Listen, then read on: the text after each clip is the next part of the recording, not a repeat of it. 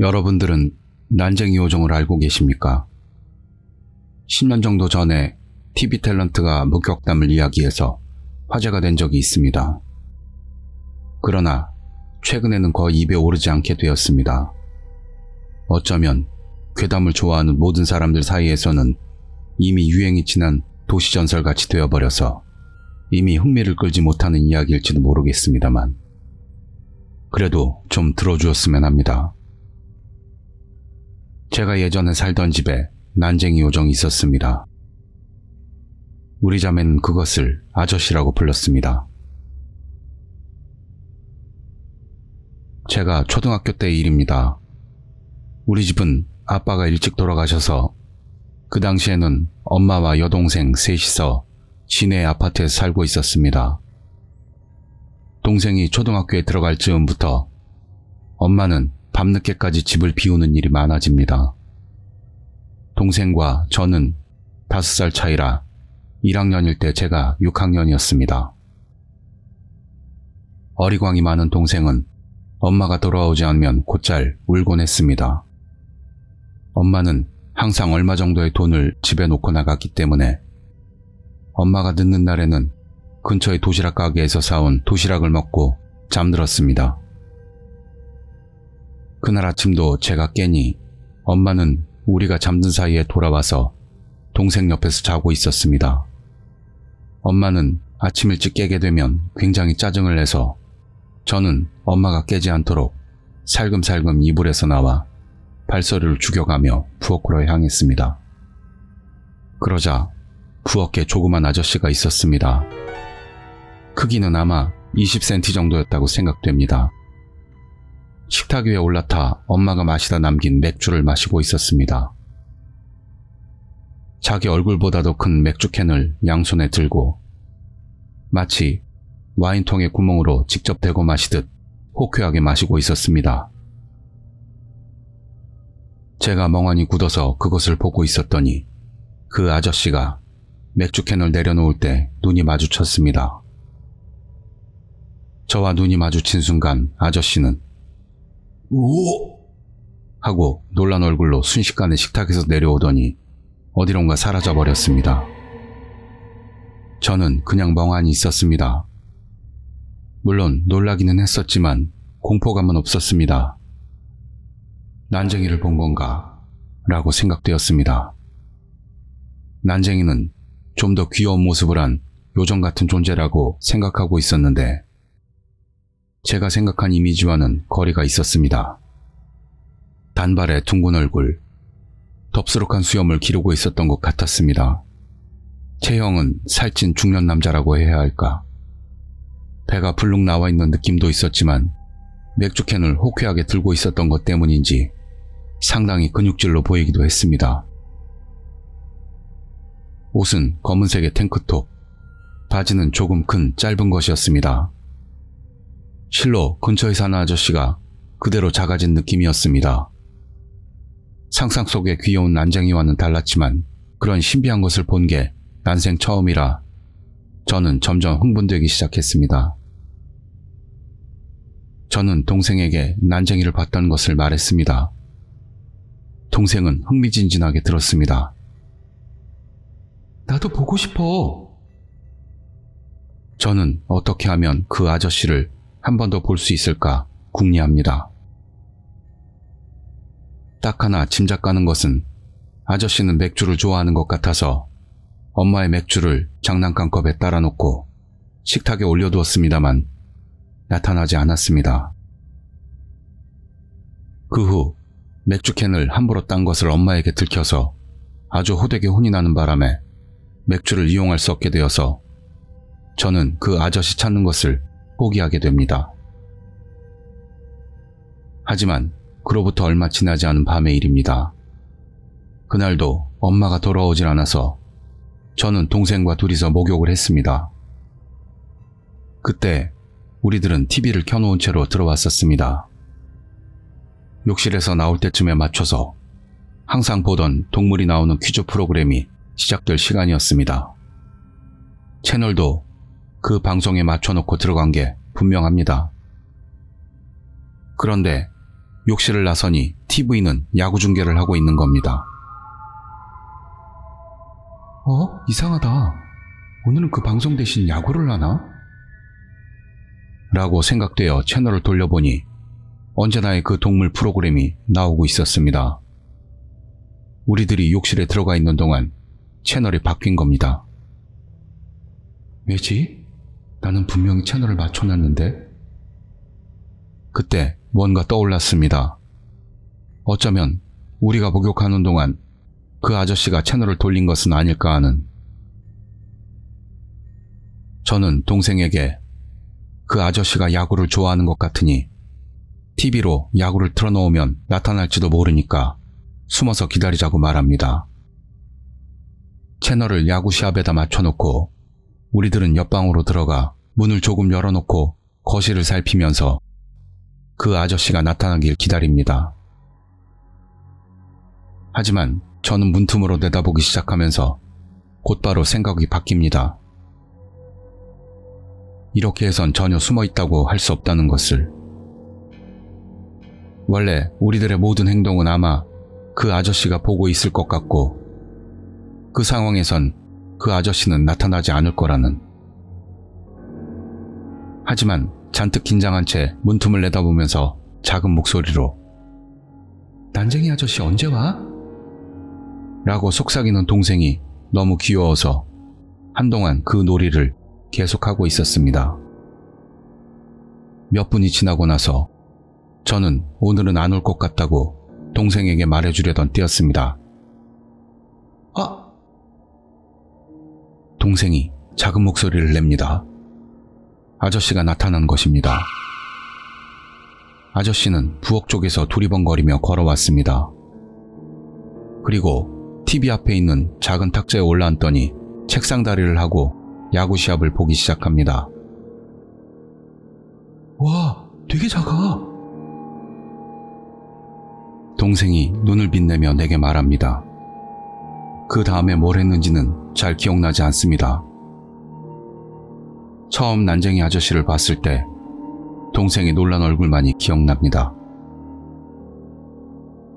그 다음 날부터 우리들은 요정을 불러내기 위해서 TV로 야구 중계를 틀어놓기도 하고 엄마에게 혼날 각오로 맥주캔을 따놓거나 했던 기억이 납니다. 하지만 그 당시의 기억이 애매해서 어떤 계기로 그렇게 됐는지 자세한 것은 모르겠지만 정신을 차려보니 난쟁이 요정과 굉장히 사이가 좋아져 있었습니다. 엄마가 집에 돌아오지 않는 밤에는 항상 울기만 했던 동생을 앞에 두고 어쩔 줄 몰라 했던 적이 자주 있었습니다. 그럴 때 아저씨가 나타나서 동생과 놀아주던 일이 몇 번 있었습니다. 어디선지 모르게 나타나서 동생 앞에 선 채로 손을 흔들거나 했습니다. 동생은 아저씨가 나타나기만 해도 활짝 웃었습니다. 저로선 정말 고마울 따름이었습니다. 그런 제 기분을 아는지 아저씨는 동생의 눈치를 보면서 가끔씩 저를 쳐다보며 시익하고 웃어주었습니다. 아저씨는 말은 못하는 것 같았습니다.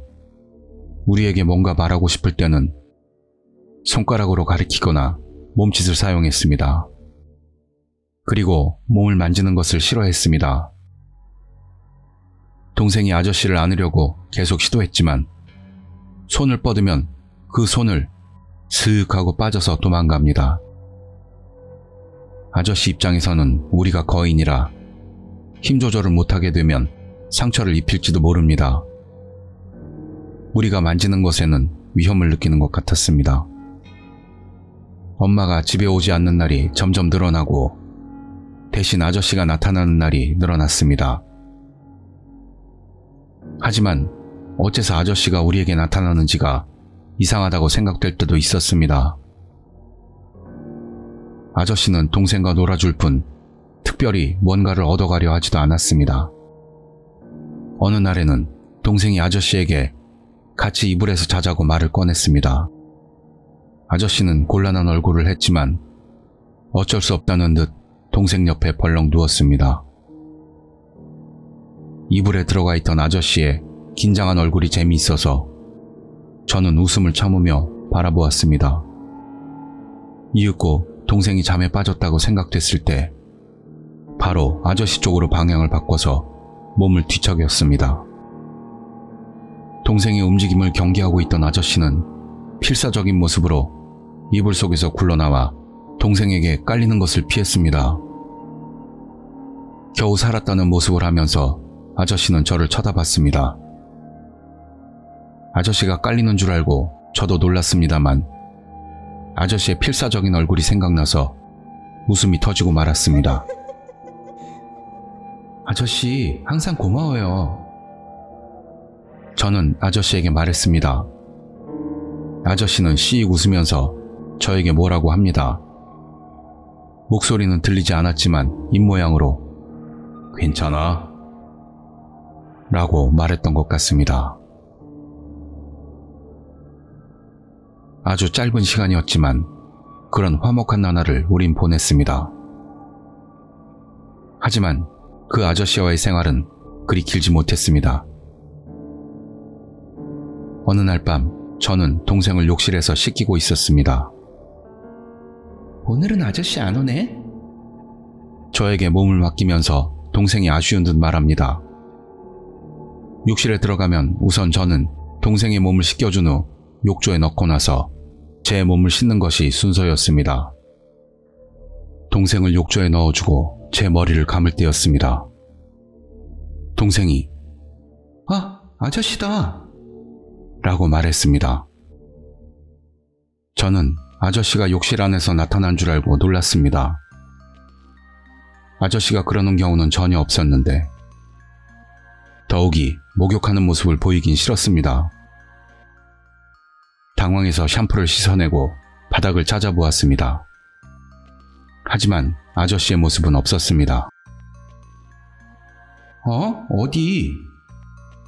물어보면서 동생을 보자 동생은 욕실 입구문을 가리키고 있습니다. 아, 옷 놔둔 데 있나 보네. 생각하면서 문 쪽으로 고개를 돌렸습니다. 그러다 살짝 비명이 새 나왔습니다.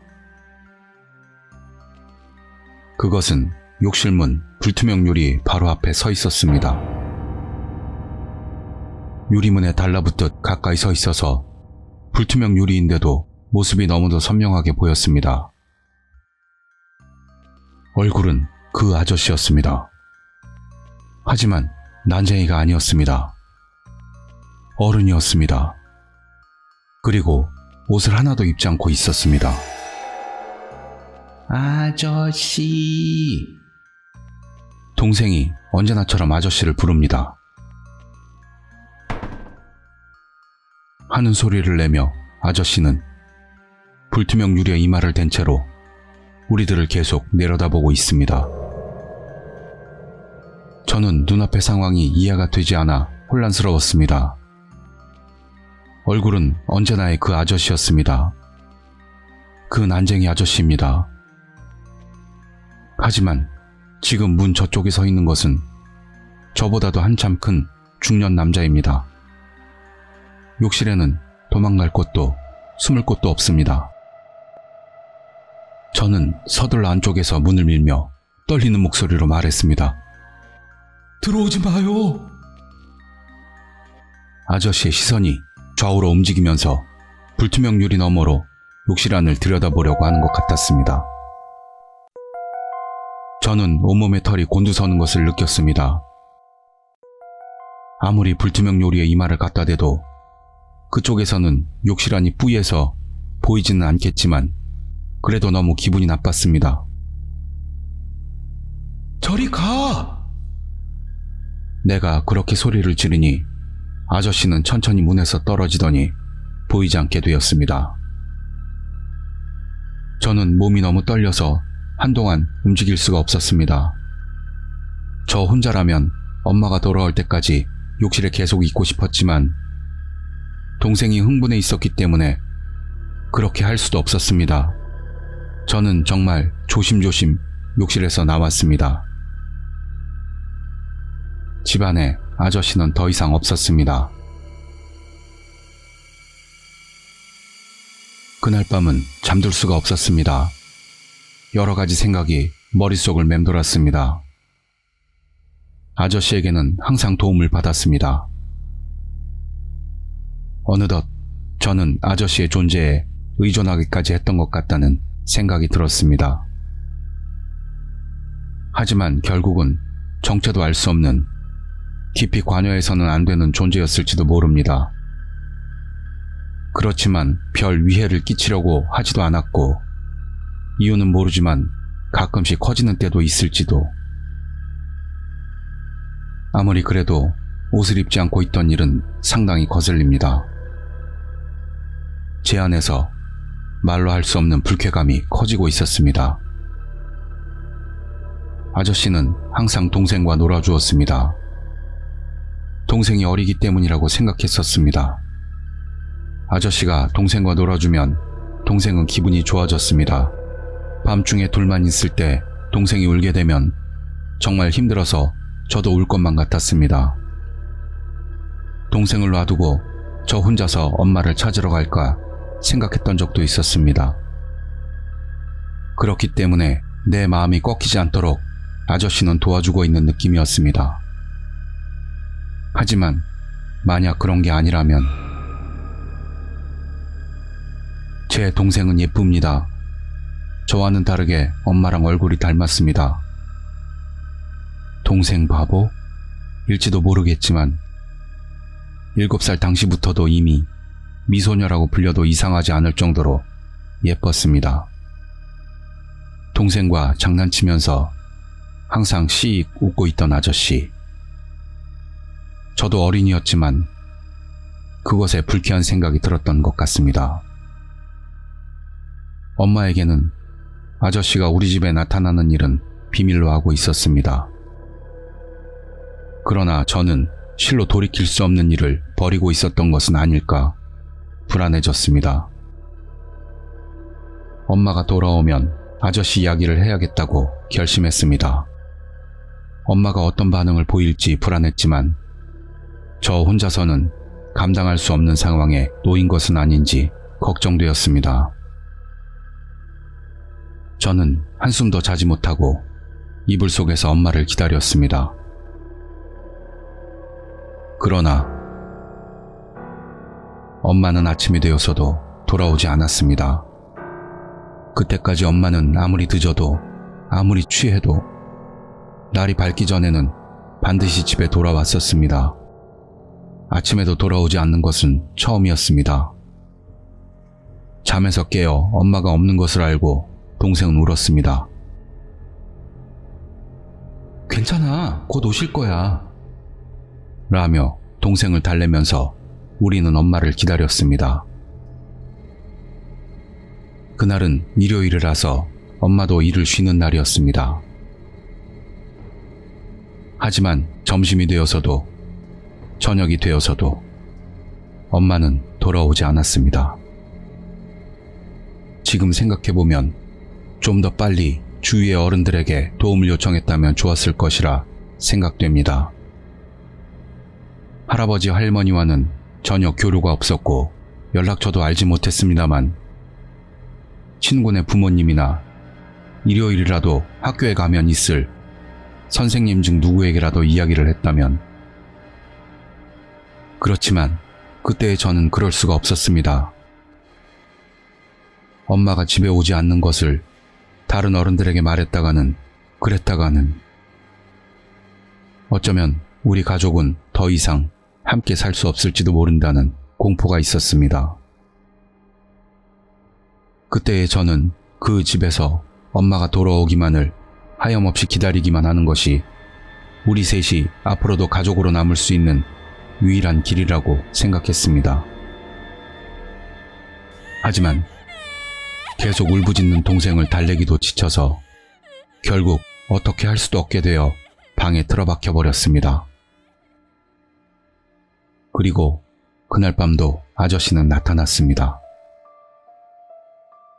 아침부터 계속 울고 있던 동생의 울음소리가 갑자기 들리지 않게 돼서 지쳐서 잠들었나 했지만 잠시 후 이번에는 동생의 킥킥거리는 웃음소리가 들려옵니다.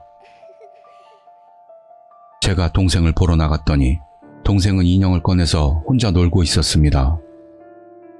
그리고 나를 보더니 말했습니다. 아저씨가 왔어. 라고. 어디 있냐고 묻자 이상하다는 듯한 얼굴로 자기의 눈앞을 손가락으로 가리킵니다. 동생이 가리키는 곳에는 아무도 없었습니다.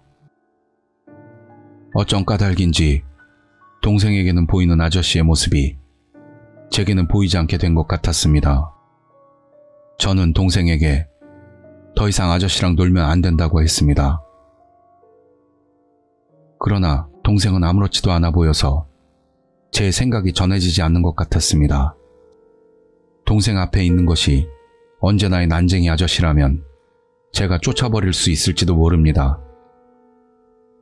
그러나 보이지 않는 그곳에는 어떻게 할 수조차도 없습니다. 저는 정말 몹쓸 언니입니다. 동생을 그냥 놔두고 다시 혼자 방에 틀어박혀버리고 맙니다. 밤도 꽤 깊은 시간이 되었다고 생각됩니다. 동생이 부르는 소리에 고개를 들었습니다. 동생은 제 눈앞에 앉아서 저의 눈을 똑바로 보면서 이야기합니다. 언니, 나 아저씨랑 말할 수 있게 됐어. 아저씨랑 말을? 심장이 두근두근 뜁니다. 역시나 동생을 방치해 둔 것이 문제가 된 것 같았습니다. 후회 막심이었습니다. 아저씨가 엄마 어디 있는지 안다면서 엄마 있는데 데려다 준다고 했어. 안 돼! 라고 말하려고 했습니다만 숨이 막히면서 목소리가 나오질 않았습니다. 그리고 아저씨 있지? 사실은 우리 아빠래. 동생의 말을 듣고 순간 머리로 피가 거꾸로 솟는 것 같았습니다. 바보! 그럴 리가 없잖아! 갑자기 화를 내자 동생은 놀란 표정이었지만 그런데도 눈을 피하지 않고 똑바로 저를 바라보았습니다. 그리고 그 눈에 점점 눈물이 고이더니 순식간에 뚝뚝 넘쳐 떨어집니다. 저도 눈물이 쏟아질 것 같았습니다. 저건 아빠가 아니야!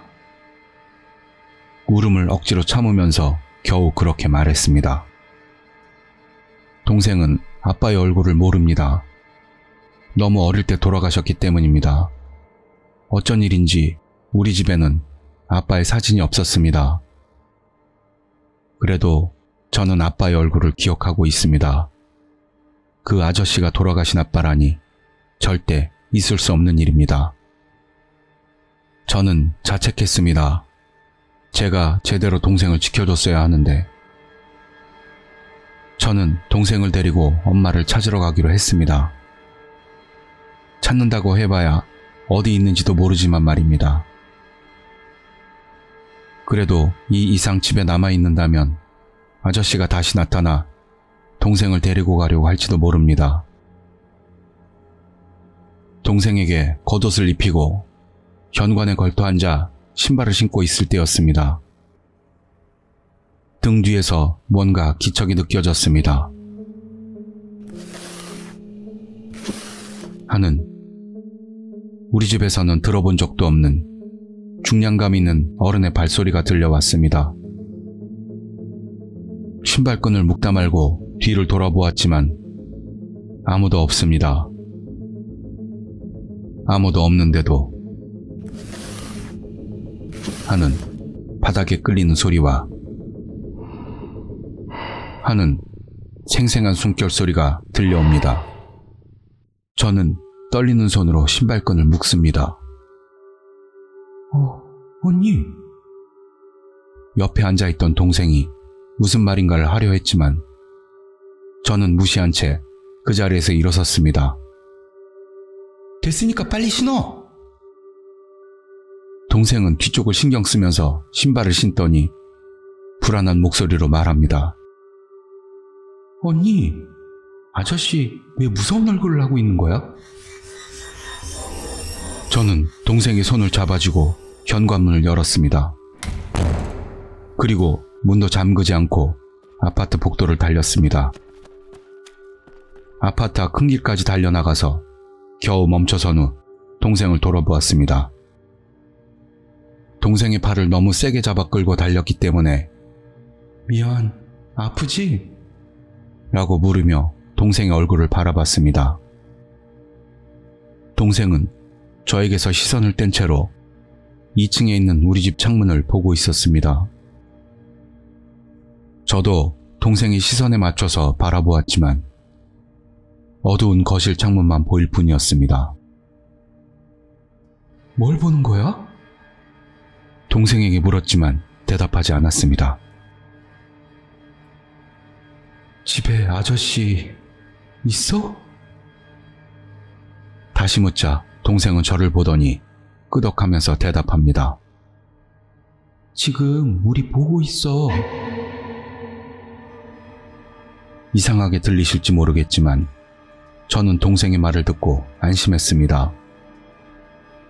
아저씨는 바깥까지 쫓아오진 않았나 봅니다. 하지만 어두운 거실 창으로 우리들을 내려다보고 있는 아저씨의 모습을 상상하자 온몸에 소름이 돋으면서 몸이 경직되었습니다. 그리고 계속 참고 있던 눈물이 쏟아져서 저는 소리를 내면서 울고 말았습니다. 우리들은 이제 집으로 돌아갈 수 없다는 것을 그때 깨닫게 된 겁니다. 그날 우리들이 어디를 갔는지, 어디를 어떻게 돌아다녔는지 모르겠습니다. 저와 동생은 그날 한밤중에 오열하면서 방황하고 있는 것을 본 경찰에게 보호되었습니다.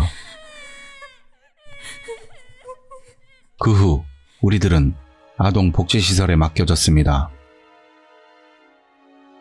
며칠인가를 시설에서 지내고 나서 정신적으로도 안정을 찾은 후 아빠 쪽 친할아버지와 할머니가 시설을 찾아와 우리 자매를 데리고 돌아갔습니다.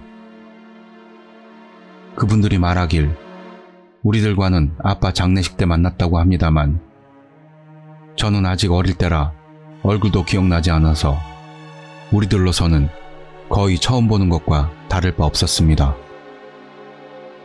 갑자기 알지 못하는 동네에서 잘 모르는 가족과 살게 되어 저도 동생도 처음에는 갈피를 잡지 못했는데 할아버지 할머니는 친절하고 부드럽게 우리들을 맞아주었습니다. 당시 할아버지 할머니는 아직 50대로 현역에 종사하고 계셨습니다. 평범한 가정이라고는 말할 수 없었지만 그분들은 아주 정성스럽게 우리들을 키워주셨습니다. 엄마가 그날 집에 돌아오지 않았던 일도, 게다가 시설에도 찾아오지 않았던 이유도 저는 듣지 못했습니다. 제가 듣지 못했다는 것은 아무래도 제가 납득할 수 없을 이유가 있었을 거라 생각됩니다.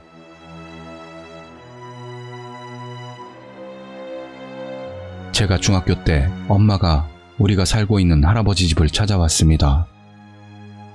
저는 만나고 싶지 않아서 만남을 거절했습니다. 그때 엄마에게서는 다시 함께 살고 싶다는 의사표시가 있었다고 합니다. 솔직히 망설였습니다. 그러나 동생과 단둘이 엄마를 기다려야 하는 불안감은 저로선 트라우마가 되어 있었습니다. 그리고 할아버지 집에서의 평온한 생활을 깨뜨리고 싶지 않다는 생각이 더욱 강했습니다. 저는 엄마와 다시 사는 것을 거부했습니다. 그로부터 20년이 지난 지금 이미 우리 자매는 각자의 독립된 삶을 살고 있습니다. 지금까지 긴긴 옛 이야기를 들어주셔서 감사드립니다. 이 이야기는 지금까지 다른 사람들에게 말한 적은 없습니다. 제 자신이 생각해봐도 지리멸렬한 망상 같은 이야기이고 듣는 분들도 그다지 기분 좋은 이야기는 아니라고 생각됩니다. 그러나 이 이야기를 말씀드린 이유가 있습니다. 20년 전에 우리 자매 앞에 나타났던 난쟁이 아저씨는 할아버지 집에 오고부터는 보지 못했습니다. 저와 동생 간에 그 아저씨 이야기를 나누는 일도 거의 없고, 저도 아저씨를 잊었다고 할 순 없지만 이제 잘 생각나지도 않습니다. 하지만 일전에 오래간만에 동생과 만났을 때 들었습니다. 최근에 혼자 살고 있는 동생 집에 난쟁이 아저씨가 나타나고 있다는 것을 말입니다. 동생 자신도 어릴 때의 기억은 거의 나지 않는다고 합니다만 아무래도 그때의 그 아저씨 같다고 합니다. 얼마 전에 동생은 직장 내 인간관계로 고민하고 있었다고 합니다. 앞에 말씀드렸지만 동생은 엄마를 닮아 상당한 미인입니다. 그런데도 성격이 내성적이고 얌전해서 뭐랄까 이상한 남자의 눈에 드는 경우가 종종 있었습니다. 지금 다니는 직장에서도 상사에게 끈질기고 집요하게 식사라도 하자는 요청이 계속해서 들어왔다고 합니다. 얌전한 동생이 힘들게 거절하자 그때까지 기분 나쁠 정도로 편애를 해오던 상사가 갑자기 극단적으로 심하게 대하는 바람에 동생은 꽤나 궁지에 몰려 있었다고 합니다. 그런데 최근 그 상사가 돌연 다른 근무처로 이동하게 되어서 동생으로선 직장 환경이 많이 좋아졌다고 합니다. 동생은 난쟁이 아저씨 덕분일지도 모른다고 말합니다. 언니, 그거 알아? 우리 말고도 난쟁이 아저씨를 본 사람들이 꽤 많은 것 같아. 인터넷에서 봤는데 진짜 요정일지도 모른대. 그리고 난쟁이 요정을 만나면 행운이 찾아온다는 이야기도 있어. 동생은 즐거운 듯이 말하고 있습니다. 그 20년 전 그날 밤 아저씨에게 느꼈던 공포를 저는 잊을 수가 없습니다만 동생에게는 같이 놀아줬던 상냥한 아저씨라는 게 더 강하게 기억에 남아있는 것 같습니다. 저도 TV나 인터넷에서 난쟁이 요정에 대해 본 적이 있습니다. 그러나 저는 동생에게 이 이상은 아저씨와 깊게 관여하게 만들고 싶지 않습니다. 결국 아저씨의 목적은 알 수가 없었습니다만 그 당시 엄마의 부재에 불안과 허전함을 가지고 있던 우리들 마음의 틈을 파고들어 무엇보다도 아빠의 얼굴을 모르는 동생에게 자기가 아빠라는 둥에 비열한 거짓말로 현혹시키려 한 것을 저는 용서할 수 없습니다. 역시 그것은 요정 같은 것은 아닐 거라 봅니다. 20년이나 지나서 다시 마음이 약해진 동생 앞에 나타난 게 불길한 예감을 씻을 수가 없습니다. 뭔가 동생으로부터 아저씨를 멀어지게 할 방법은 없는 것일까요? 지금은 인터넷을 검색하는 정도밖에는 알아볼 도리가 없습니다. 애당초 난쟁이 요정이 무슨 해를 끼친다는 이야기 자체가 없기 때문에 당연하게도 쫓아내거나 물리칠 방법은 어디에서도 찾아볼 수가 없습니다. 그리고 그 작은 아저씨가 커졌다는 이야기도 찾을 수가 없습니다. 이것은 영능력자나 영매사라는 사람들에게 상담해야만 하는 것일까요? 하지만 전 그런 연줄도 없고 누구를 신용할 수 있는지 판단도 내릴 수 없습니다.